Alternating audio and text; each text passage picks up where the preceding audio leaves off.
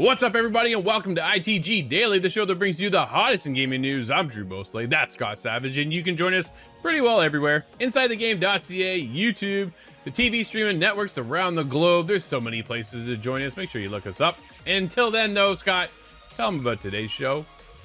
We have a lot on today's show. We have Battlefield 2042's specialists and a certain interview there. Quake 2 Remaster has been heavily suggested. Starfield early access details, we have a little bit more on that.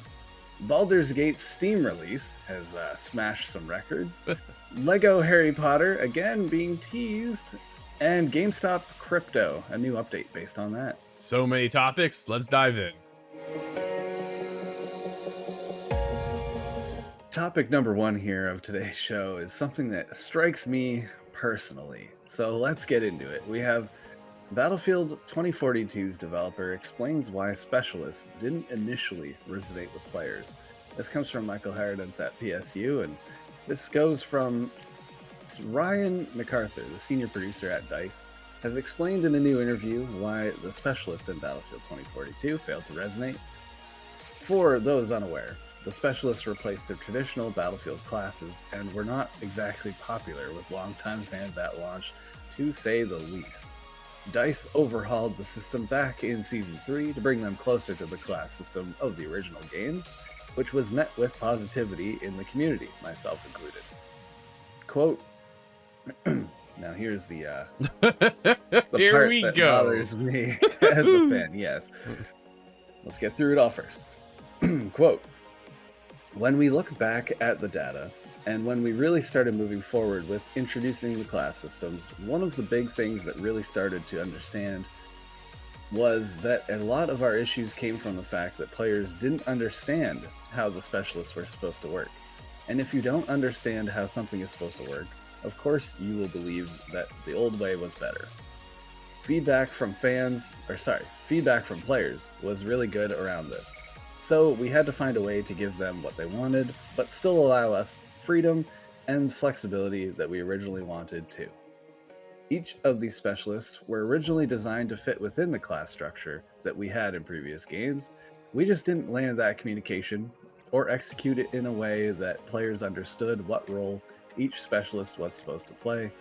We underestimated the need to make sure that we constantly tie these things back to the original pillars of Battlefield: class gameplay, squad play, and teamwork. This is one of the big places where we fell. That is quite an at-length statement, and there's some parts there that I can respect, but there's some parts there that really rub me the wrong way as a longtime fan. The idea that they acknowledge we didn't land that communication or execute that in a way that players understood what role each specialist was supposed to play.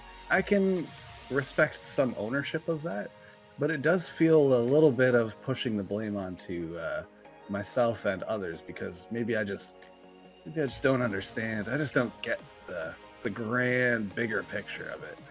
But I have to combat that with, was a flight suit supposed to be an assault class? It doesn't make sense. You're adding these things that aren't really, in the real world, for example. In the case of a wingsuit flying around, am I supposed to interpret that as a medic? Of course there was communications required. And this is one problem of many problems that riddled Battlefield 2042 on release. Squad play, I'm glad that's been acknowledged, because there was a real mess around squads. Team play, you could not speak with your squads. There was all sorts of pandemonium at launch, and although I was very disappointed, I do again have to check myself here. It has gotten a lot better. I think we're on Season 6 now. These changes happened in Season 3. As each season rolls forward, we are getting an improvement. I'm back playing myself. Well, which is good to see, right? That was one of your most beloved franchises, Scott. So the fact that when it launched, which I honestly feel was a rushed launch, I don't think they were ready. But investors are like, you need to get this out the door because we need our money back, so start selling the game. And I think that's really what it came down to. They needed more time. It's funny how so many of these games are launching, and they're launching in a almost broken state, right? And we talk about Cyberpunk, we talk about No Man's Sky, how these games come out and they're not finished. Cyberpunk being one of the biggest. obviously. And then 2 years later, Cyberpunk now is at a whole new state where it's like a brand new game, and then the game that should have launched. And Battlefield 2042, dude, is in that same position, right? Like, that's the thing. They weren't ready at launch, and the lack of communication is on them, not on us to understand it. If you didn't make it right for us to understand how these are used, this isn't our fault. But you want to blame the players partially because we just didn't understand it and would prefer the old way? Well, then obviously there's a fine line too, right? As a developer, you want to push the genre forward. You want to push your game to the next boundary. What makes it new? What makes it fresh? What makes it exciting? And then you introduce something like this, but you don't introduce it properly, then yeah, we are going to like the older ways. But I do like the fact that he's saying that fell on us, which clearly it did, right? But we weren't the only ones, Scott, that didn't like this. Dude, it was players around the world. So the feedback came pouring in that this was broken, that was broken. The classes aren't good. This is like the specialists aren't working. There's so many different tiers, man. Like, what's that? The most mind-boggling was that there was no scoreboard for the longest time. But it's because it wasn't done, right? Yeah. That's why. It's just, dude, the game wasn't done. And that's where it lands. And I'm curious to see, they keep moving forward. They keep pushing the game. They keep coming out with new seasons. Like you say, you're back in, which is exciting. I've never been the biggest Battlefield guy. I played more Battlefield 2042 than probably any other Battlefield game around, and which is mind-blowing. But that's because we had a group, right? We're in there with some buddies, and away we went. And we had a decent time, but it's just not my preferred kind of gameplay to go in and do that. Hazard Zone, not everybody's bag. Dude, I liked that one. That was where I wanted to play, right? I wanted to get in there, have an objective. Kind of reminded me of Ghost Recon Future Soldier from back in the day. If anybody played that multiplayer, yo, you had a squad, dude, to the point where I actually had a clan I was a part of with my brother and a group of us, and we just rolled, and it was awesome. And then we got hit up by this other clan, like, yeah, you want to play clan versus clan? Like, yeah, sure. And they just steamrolled us. But it was still one of those objective-based multiplayer games that I appreciate getting into. Now, granted, I know Battlefield has its own set of objective maneuvers and things like this for the game as a whole, but this was much more sanctioned and a lot smaller map, and just a different feature either way. But when it comes down to Battlefield moving forward, again, if they just keep iterating, keep listening, I think that's the biggest thing, right? Keep listening to the community, be transparent, be upfront, and say, hey, we hear you. This is the moves we're making moving forward. And it seems like that's what they're kind of getting around to. But it just comes back to, dude, it just wasn't ready. And the fact that the specialists weren't explained properly, it kind of has me questioning whether or not the specialists even worked at all. I get they want to change it, but I just don't know if it actually worked in the grand scheme of the things. It just changed up the game too much, maybe. It makes me think well, I do appreciate, first of all, Ryan MacArthur sitting down for this interview and explaining his position, but I want to see them acknowledge the trend chasing that brought specialists into this foray, and I want to see them change the game and keep up with the times, but we're really going to have to be careful about those steps. Scott, topic number 2 has fans in an uproar as they're excited with Quake 2 Remaster will be announced at QuakeCon. It's claimed. Jordan Miller over BGC says that's according to a reliable leaker, Bill Coon, once returning again to the show, who claims that the game, which was first noticed earlier this year as part of the ratings board listing, will be officially unveiled during QuakeCon. According to the report, it's not clear if the game will be subtitled, quote, remastered, end quote, or enhanced as the listing that have been seen by Bill Coon rather than both names. Dude, couple questions up in the air there, but it does sound like we're getting it. Enhanced edition was released in 2021, so it's possible that the game will follow the same name convention. The game will reportedly be released on PS5, PC, PS4, Xbox One, Xbox Series X and S, and Nintendo Switch. Basically everywhere, Scott. It will be a different release than the Quake 2 RTX, the enhanced ray tracing enabled version of Quake 2 released by Nvidia in 2019. Scott, what are your thoughts? Are you excited for this? I am very excited for this, although it's a little bit limiting if this is to be believed. Nintendo Switch is not going to run the Doom Eternal level of remaster. That's not what we're getting here. But it does appear to be a remaster, not a remake, I think would be fair to say. Yeah. And a remaster in that case, still, I'm hands-on for that. I'm so happy to see Quake come back. And this is kind of at the tail end of a return to boomer shooters. Quake has been so long gone and dormant for years. It's been something requested for so many people that they want to see Quake make a return, right? We saw the Rise of Doom make its flagship return with Doom Eternal, and it's just been nailing it so well. Fans loved it. I know a good friend of the show, Nate, dude, he's just played that game over and over, and on the most difficulty levels too. I don't know how he does it.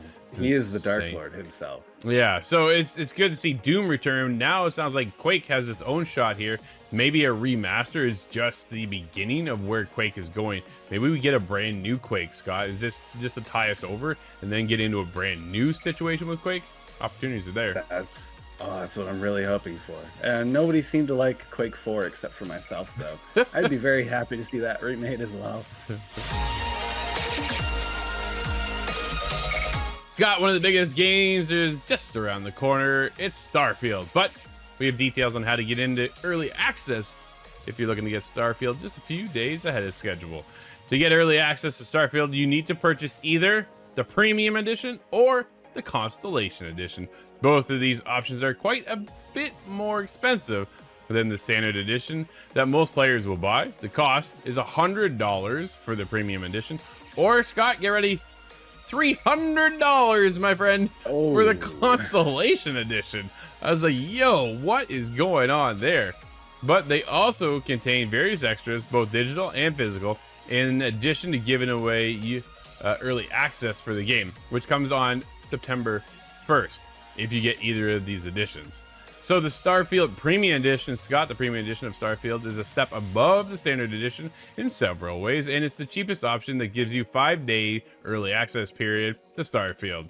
Here's what you get for $100, which, notable too, you can also get the upgraded. So if you buy the Standard Edition and you're like, nah, maybe I want that Premium Edition because I'm gonna get some of these extra things, maybe the game 5 days early, it's an extra $35. So there is, dude, at this point though, $100 for a game isn't really that uncommon. So yeah, that's what I paid for Callisto Protocol, actually. Right? Yeah, so it's right there. And you get 5 days early access. You get a steel display case if you get the physical version, obviously. The Constellation Patch, which is a physical version. The Shattered Space Story expansion upon release. The Constellation Skin Pack.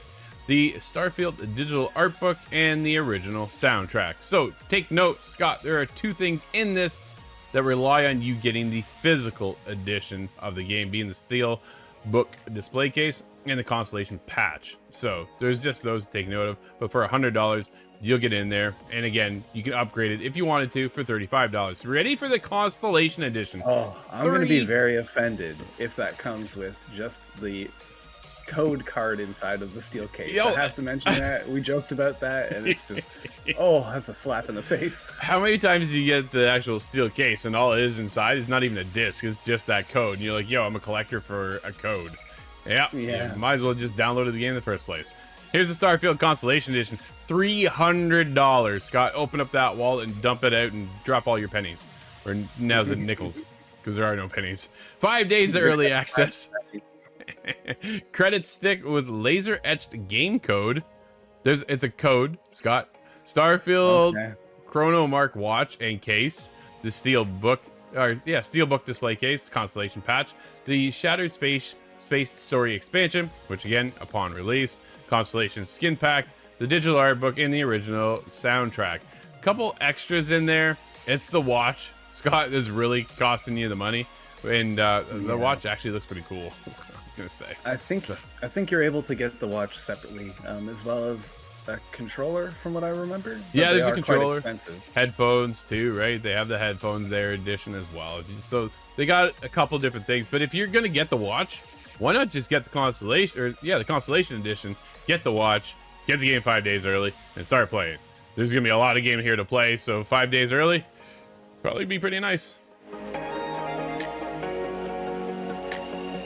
Scott, Baldur's Gate 3 is 2023's second biggest Steam launch so far.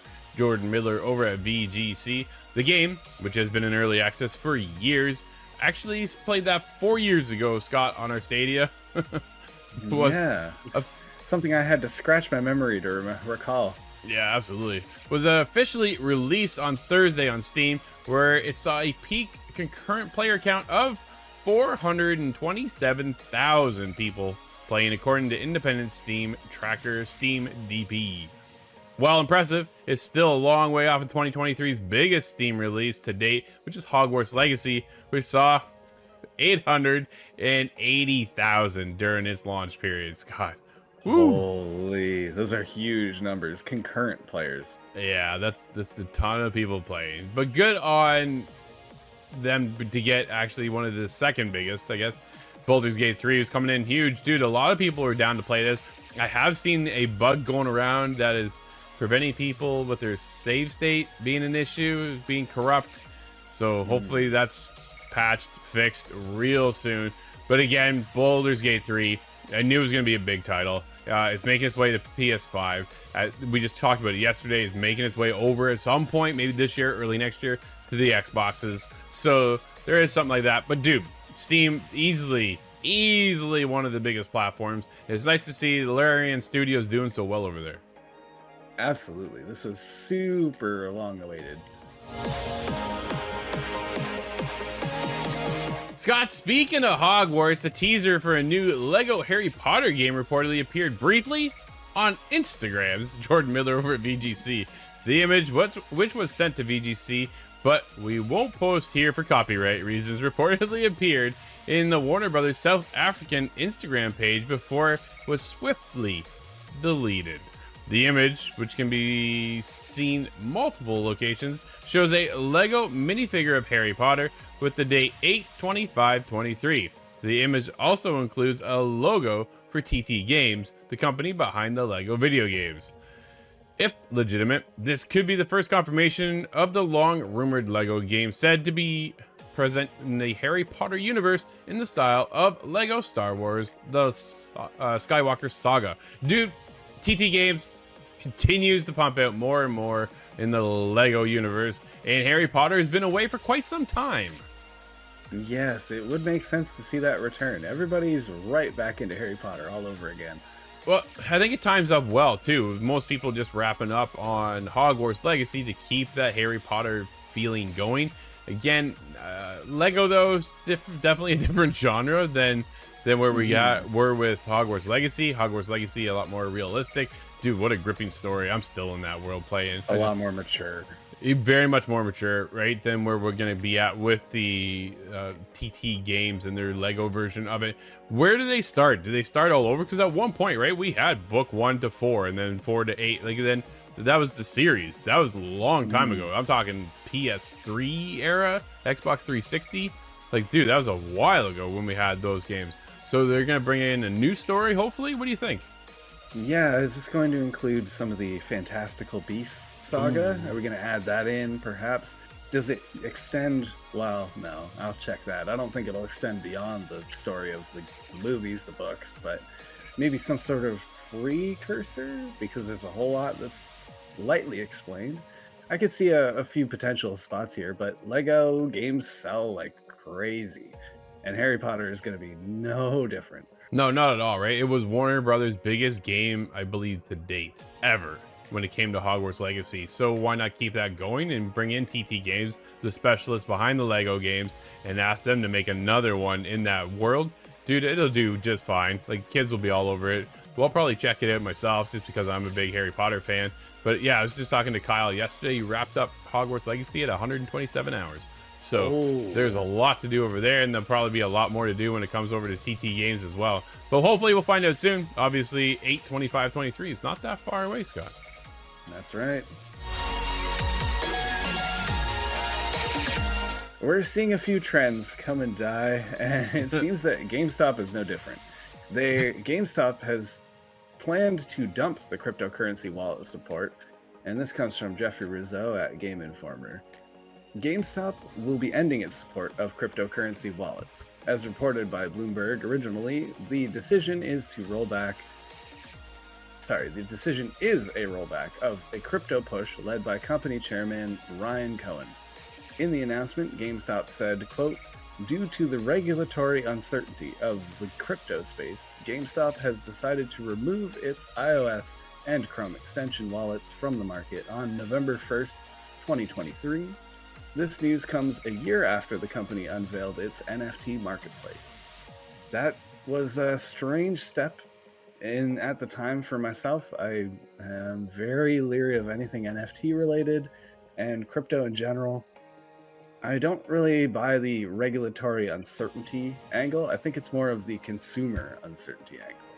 It came and went when it came to the NFT market, right? It had such a boom at one point, and GameSpot, who was just constantly struggling to survive, Scott, was looking to get, how do we get a little piece of this pie so we can keep these doors open? You go into that store now, dude, there's very rarely a wall full of games now. It's just a bunch of collectibles and like board games and other things. Like, yo, you just walk in and here's the consoles and just wall of Nintendo, and then a wall of PlayStation, and a wall of Xbox. It's like now, and then of course here's all the used games you can buy for almost the same price as a brand new one, right? So then you walk in now and I'm like, this is just a ghost town. I don't step one foot in that store at all anymore. I'm such a digital guy, and they kind of did it to themselves when I think back in time, dude, like Rogers Video, right? Blockbuster Video, right? Everything went digital, and this is going digital. Our industry is such a digital industry now. We don't need a GameStop, right? I just need to be able to buy my console and start downloading. Granted, that doesn't work for everybody. I get that.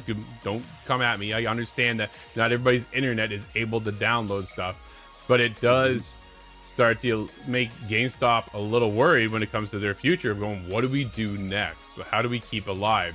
NFTs was their foot in the door, thinking maybe we can jump on this bandwagon. The problem is they jumped a little too late.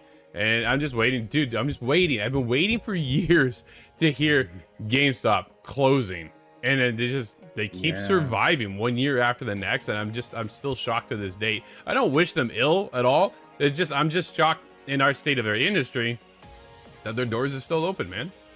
Oh, it really hurts. I worked at Blockbuster. I was there until it ended, and as much as I'd love to see that kind of brick and mortar, they say, stores continue on, it's been rendered obsolete. Yep. Scott, it's Friday, and if you're looking for something else to play, well, there's a lot on today's show. What do we have? That's right, we have Super Space Club on the PC, Xbox One, X, and S. Strange Horticulture is now on the Xbox One and X. Wild Tracks Racing is also now on Xbox One and X. Splash comes to PC, Xbox systems, PlayStation systems, and the Nintendo Switch. And we had some fun with that this week. Sure did.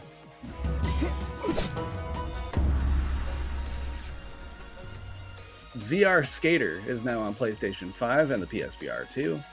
Giga Bash is also now on Switch, and we played that a while back on PC. A long time ago. Well, there's a few things to play. That should keep you busy this weekend. Well, that'll wrap up today's show, everybody. Thank you for hanging out with us, and as always, this has been ITG Daily, the show that brings you the hottest in gaming news. We'll be back next week. I'm Drew, that's Scott. And we'll see you inside the game.